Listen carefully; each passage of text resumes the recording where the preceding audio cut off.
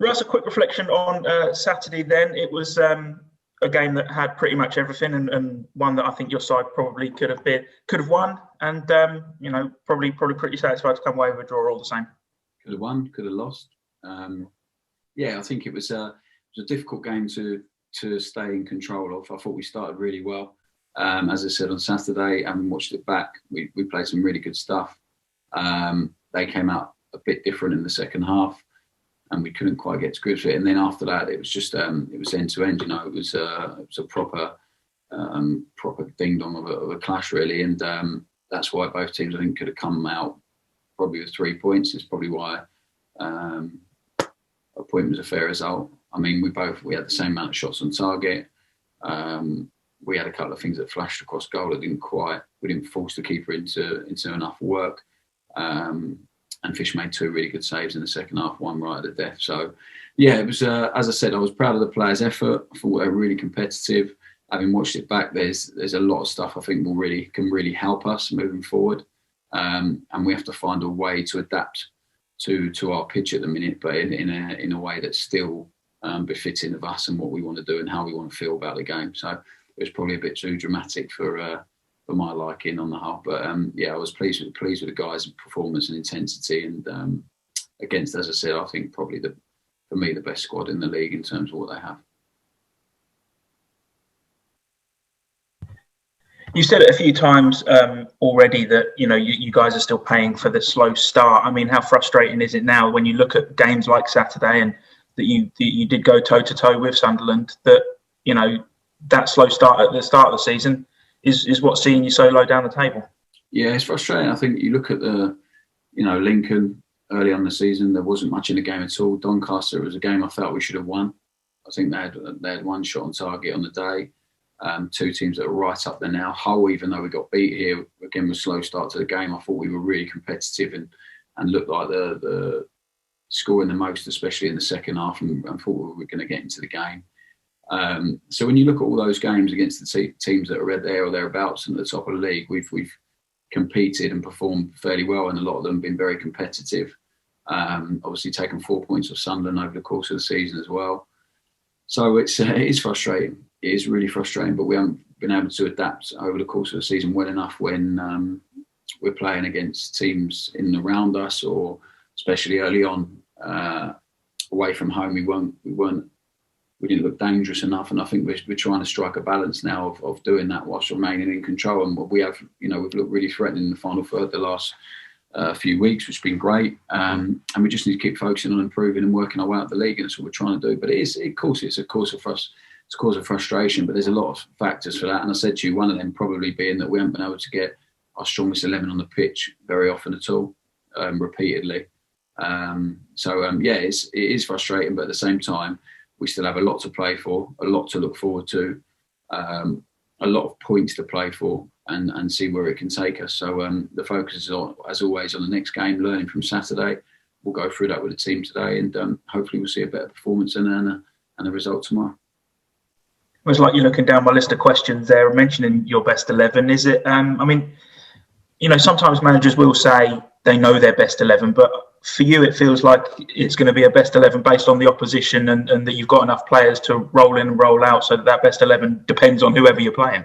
Yeah, at the minute it does. Yeah, I think if we're talking about, in an ideal world, ideal scenario, what 11 would start most games, and I've got a clear idea of that, but it's been really difficult, and I don't think we've had that blend on the pitch at all yet. So it is frustrating, but at the same time, as I've said all the way along, I trust everyone when they're on the pitch. I trust all of our players. I really believe in what they do, what we do, and so whatever team we pick for whatever game, we trust that it's going to be good enough to go and win. So and that'll be the same. That'll be the same tomorrow. And on the whole, performances have been very, very good. We just haven't matched up the results sometimes, and then there's been a couple of games where we haven't quite been as performed as well as we would like, but then we've gone and won. So it's a tough balance to get everything, but we have to keep striving to get everything, keep demanding both, and keep trying to improve. I think if most people looked at the defence and saw the players that you lost during January, they'd probably say that you're probably going to come out of January looking a little bit weaker. But from what we've seen of the defensive players that you've brought in, it looks a really, really strong unit, doesn't it?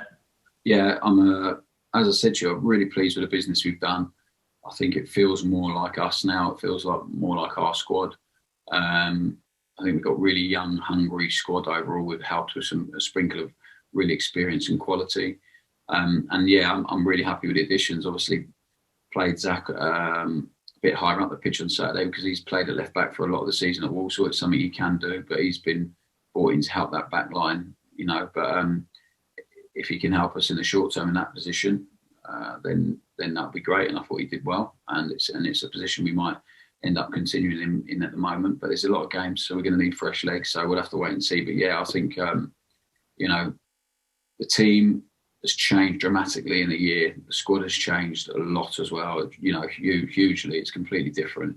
And these things take time. But with what we've got there, with Andrew Fisher, with Warren, Zach, Harry, and Dino obviously added into it with experience as well, we have a real huge amount of potential.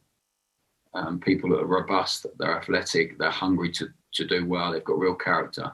So that's what really excites me about this squad at the moment, is the amount of guys we have with huge potential, and now we have to make sure they realise it and perform consistently well to maximise what they have and what we have as a team. Does it feel like more like a Russell Martin MK Dons team now than a team that you inherited? Yeah, I think we've spent a lot of time and a lot of hard work on the recruitment, identifying players that we feel could fit to the way we play, players that are don't have a ceiling. They have a lot of room for improvement. And with everything, it's obviously dictated to by finance and all that stuff. So, but I do feel that I'm really, really pleased with the squad, how it's taken shape over a period of time. And it's been 2 proper transfer windows, really. The first one was really different because we had no money available. We took obviously a couple of loans that we were helped out with. So 2 real proper transfer windows that have really helped shape the squad for us. And yeah, I think you're right. I feel really positive and happy with what we have at the moment and how much we can all try and grow together and keep becoming a better team. We saw Louis Thompson limp out on Saturday. How's he looking? Yeah, he's seeing the specialist today, so we'll have a scan and then we'll get a bit more information then. He doesn't feel it's as bad as last time, which is a positive, but we need to get to the root of it because it's a few times he's injured the same muscle now. So yeah, he'll be he's having a scan and then we'll wait and hear the results of that and hopefully we'll have some more news for you. But you know, we are covered quite well in that area at the moment. David's very close to being back. Jordan Houghton's very close to being back. Andrew Sermon obviously came on and played very well on Saturday, which was really pleasing. And then we've got Lass and Scotty and Matt as well. So we've got a fair few options in there. But it's a blow to lose Louis, and it's frustrating for him and for us because just gutted. You know, he starts picking up a bit of momentum. He starts playing, comes back in, and then that happens again. It's been the same last time. So, you know, we have a look at everything. We have a look at his loading, his minutes, and there's no real pattern to it. We've managed his minutes quite well during the games. He's not played a full 90. He felt great going into the game. So, yeah, it's a real frustration for him and for us. And just want him to recover as quickly as possible because he can definitely still add to us this season. But ultimately, just want him to make sure we can get it as much attention and advice as possible to help avoid it again. With David, then is he close, or are you thinking maybe the weekend rather than tomorrow night? Yeah, probably closer for the weekend than he is tomorrow night.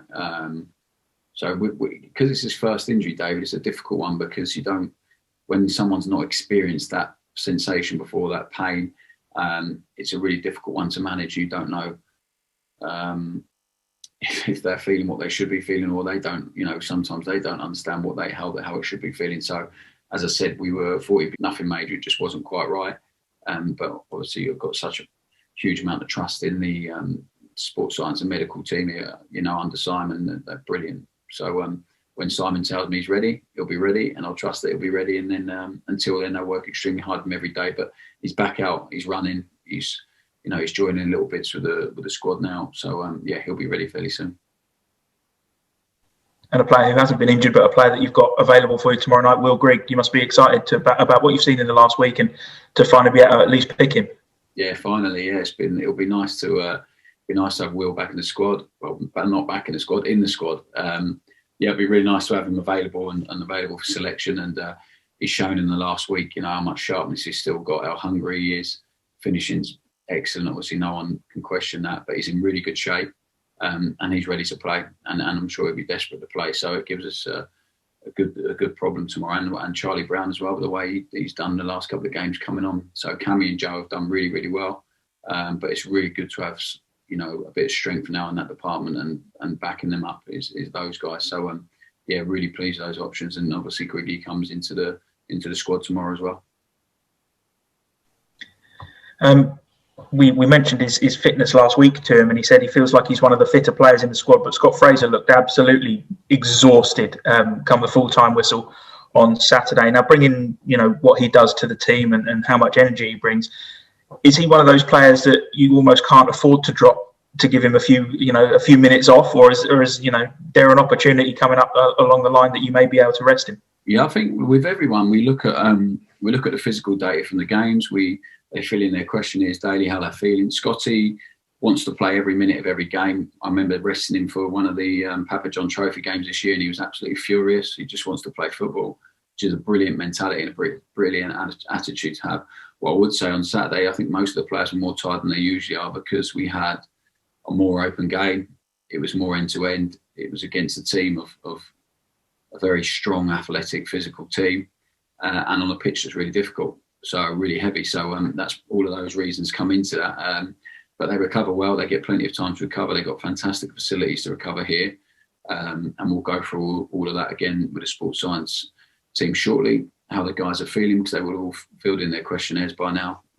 So yeah, he's, I think in the top end of the pitch is where you want to try and save energy and conserve energy and make the change and keep people fresh. But he's very important to us.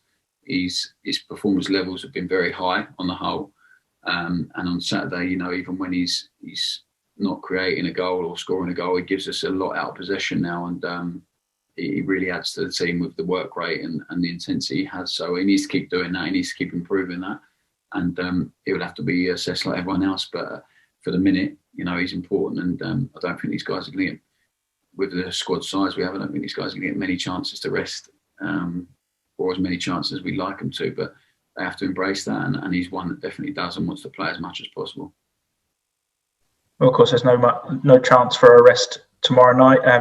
Rochdale away is always a tricky one going up there, and particularly on a Tuesday night when it's going to be icy cold against a team that's in and around you in the table. It's it's certainly not going to be an easy night for you.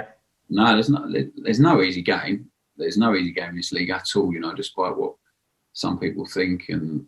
When it's written down on paper and league position, but it's not. Every team brings their own challenge. Nothing gets given to you at all. And this is a team that gave us a really tough game last year, that stick to the same things, that are going to be really difficult. Manager I have a lot of respect for, the way he plays, the way they go about it, the way he conducts himself and the team. So it's going to be... it's going to be a really tricky game, and I think they're the second or third highest scorers in the league. They've obviously conceded a few as well, but they have a real threat going forward, especially. And some of their games recently, their scores suggest that. So it's going to be a really difficult game, but there's no easy games. It's what you want to play in, and it's meant to be. Anything worth having is meant to be difficult. It's meant to be a challenge. It's meant to be a challenge to overcome, and this is one of them. And we need to build now on the, we beat AFC, really good performance, dominant. We drew Sunderland in a different kind of performance, but showed real grit, real resilience, real mentality. And if we can combine both of them tomorrow night, we'll go up there and be in for a right chance of bringing back 3 points. And that's what I'm hoping. We can go there and bring a bit of both performances from the last two into this one.